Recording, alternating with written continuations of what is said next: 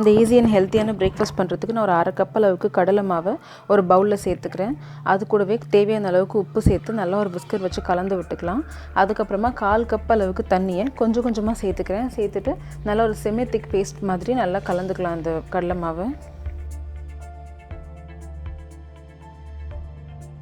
இப்போ பார்த்திங்கன்னா கடலை மாவு நல்லா திக்காக கலந்ததுக்கப்புறமா நான் 1 கப் அளவுக்கு முட்டைக்கோஸ் சேர்த்துக்கிறேன், பொடியாக கட் பண்ணது. அண்ட் அது கூடவே ஒரு 2 டேபிள் ஸ்பூன் அளவுக்கு முருங்கை இலை, ஒரு 1/4 கப் அளவுக்கு வெங்காயம் பொடியாக நறுக்குனது, 1 டீஸ்பூன் இஞ்சி, கொஞ்சமாக கருவேப்பிலை கொத்தமல்லி பொடியாக நறுக்குனது, 2 பச்சை மிளகாய் பொடியாக நறுக்குனது. இப்போ இது எல்லாத்தையும் சேர்த்து ஒரு கரண்டி வச்சு நல்லா கலந்து விட்டுக்கலாம்.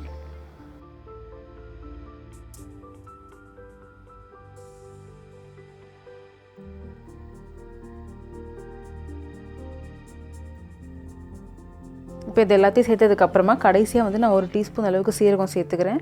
இந்த ஸ்டேஜில் சீரகம் சேர்த்தா உங்களுக்கு நல்ல வாசமாகவும் நல்ல ஃப்ளேவரும் கிடைக்கும். அண்ட் இதுக்கப்புறம் தண்ணி எதுவும் சேர்க்காதீங்க, இந்த மாவு திக்காக தான் இருக்கணும்.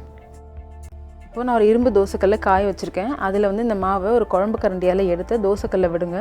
விட்டுட்டு அப்படியே பொறுமையாக வந்து கரண்டியாலே டேப் பண்ணுங்கள். நம்ம வந்துட்டு ராகி ரொட்டியெல்லாம் பண்ணும்போது கையாலே தட்டுவோம் இல்லையா, அந்த மாதிரி இந்த கரண்டியால் அப்படியே லைட்டாக வந்து ஜென்டலாக தட்டினீங்கன்னாக்கா அது கொஞ்சம் கொஞ்சமாக ஸ்ப்ரெட் ஆகும்.